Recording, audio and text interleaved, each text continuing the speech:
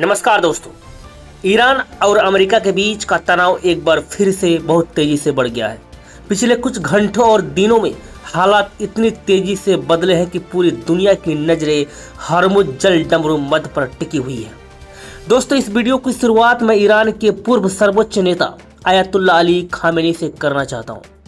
दोस्तों, 28 फरवरी 2026 को अली खामेनी की शहादत हो गई। अमेरिका और इजराइल के संयुक्त हमलों में उनकी हत्या कर दी गई। आज ठीक 2 महीने पूरे हो चुके हैं उनकी शहादत को।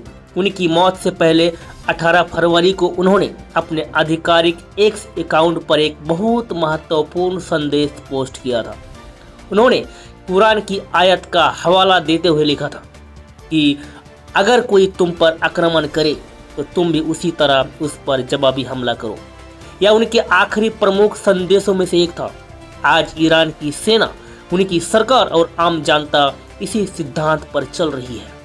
खामेनी की शहादत के बाद ईरान में जबरदस्त गुस्सा भरा हुआ है और वे उसी आक्रामक जवाबी नीति का पालन कर रहे हैं जिसकी उन्हें वकालत की थी।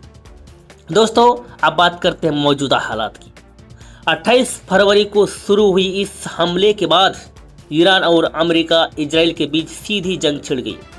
ईरान ने जवाब में मिसाइल और ड्रोन हमले किए। दोनों तरफ काफी नुकसान हुआ। अब स्थिति मुख्य रूप से हरमुज जल डमरूमत पर आकर अटक गई है। यह जल डमरूमत दुनिया की सबसे महत्वपूर्ण आर्थिक धमनी है। यहाँ से दुनिया का लगभग 20% तेल और गैस गुजरता है। ईरान ने जंग के दौरान इस रास्ते पर नियंत्रण बढ़ाया और शिपिंग को काफी हद तक रोक दिया। अमेरिका ने भी जवाब में ईरानी बंदरगाहों पर ब्लॉकेड लगा दिया। अब दोनों तरफ से डबल ब्लॉकेड जैसी स्थिति बन गई है। अमेरिका ने क्षेत्र में अपनी सैन्य ताकत बहुत बढ़ा दी है। फिलहाल 3 aircraft carrier USS Abraham Lincoln, USS Gerald R Ford और यूएसएस जॉर्ज एच.डब्ल्यू. बुश मध्य पूर्व में तैनात है। यह 2003 के बाद का सबसे बड़ा नौसैनिक जमवाड़ा है। इनके अलावा F-35 और F-15 जैसे एडवांस लड़ाकू विमान भी बढ़ाए गए हैं। इजराइल की एयरफोर्स भी पूरे अलर्ट पर है और हमले की तैयारी में लगी हुई है। ईरान ने भी अपनी मिसाइल क्षमता को सक्रिय रखा है। खुर्रम शहर फतेह, सेजिल जैसी मिसाइल तैयार है। सुरंगों से लॉन्चर निकाले जा रहे हैं और खार्ग द्वीप, अबू मूसा द्वीप जैसे महत्वपूर्ण जगहों पर अपनी ताकत मजबूत की जा रही है। हाल ही में ईरान के विदेश मंत्री अब्बास आरागची रूस गए और वहां राष्ट्रपति व्लादिमीर पुतिन से मुलाकात की। पुतिन ने ईरान के लोगों की हिम्मत की तारीफ की और कहा कि वे इस मुश्किल समय से निकलेंगे। रूस ने ईरान को पूरा समर्थन देने का आश्वासन दिया है, खासकर रक्षा क्षेत्र में। दोस्तों, अब सबसे बड़ी बात, ईरान ने पाकिस्तान के माध्यम से अमेरिका को एक नया प्रस्ताव दिया है। ईरान कह रहा है कि पहले हरमुज जल डमरूमत को पूरी तरह खोल दो, अमेरिका अपना ब्लॉकेड हटा दो, ईरानी संपत्तियां अनफ्रीज कर दो, उसके बाद परमाणु कार्यक्रम पर बात की जा सकती है। यानी न्यूक्लियर डील को अलग रखकर पहले युद्ध समाप्त करने और आर्थिक दबाव हटाने पर जोर है। ट्रंप प्रशासन इस प्रस्ताव पर विचार कर रहा है, लेकिन वे परमाणु मुद्दे को पूरी तरह अलग नहीं रखना चाहते। अमेरिका का कहना है कि बिना परमाणु कार्यक्रम पर ठोस समझौते के कोई स्थायी डील नहीं हो सकती। दुनिया पर इसका क्या असर पड़ रहा है दोस्तों?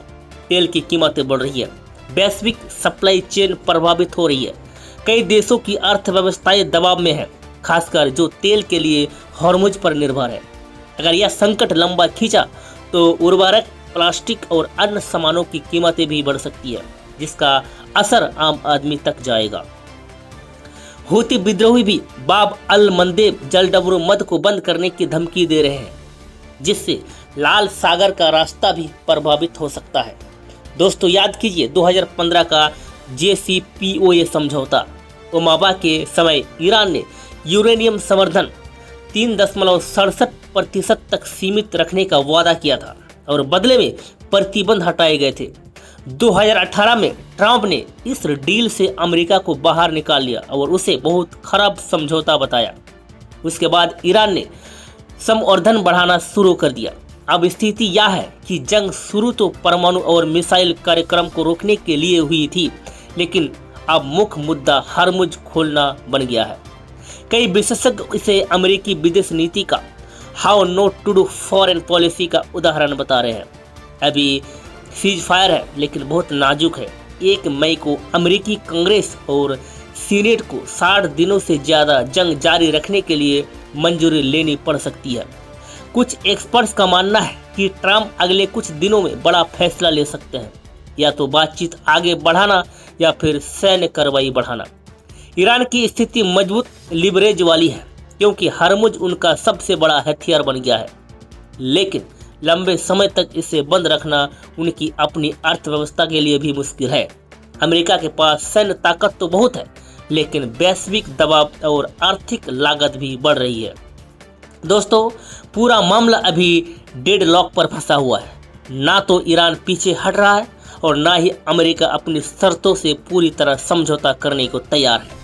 रूस और चीन ईरान के साथ खड़े दिख रहे हैं, जबकि कई अन्य देश हरमुज को जल्द से जल्द खोलने की अपील कर रहे हैं।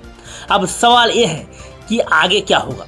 क्या पाकिस्तान, ओमान या अन्य देशों के माध्यम से कोई समझौता हो पाएगा, या फिर तनाव बढ़ेगा और नया हमला होगा? क्या परमाणु मुद्दा अलग रखकर पहले हरमुज खुल जाएगा? यह सब अगले 24 से 48 घंटों में और 1 मई तक काफी हद तक साफ हो सकता है। आपको क्या लगता है, क्या ईरान और अमेरिका के बीच कोई डील हो पाएगी या फिर जंग एक बार फिर बढ़ेगी? दोस्तों, कमेंट सेक्शन में अपनी राय जरूर बताइए। वीडियो अगर पसंद आया हो तो लाइक करें, शेयर करें और चैनल को सब्सक्राइब करना ना भूलें। जो भी नया अपडेट आएगा मैं आप तक तुरंत पहुंचाऊंगा। शांति और स्थिरता की कामना के साथ धन्यवाद। जय हिंद, जय भारत।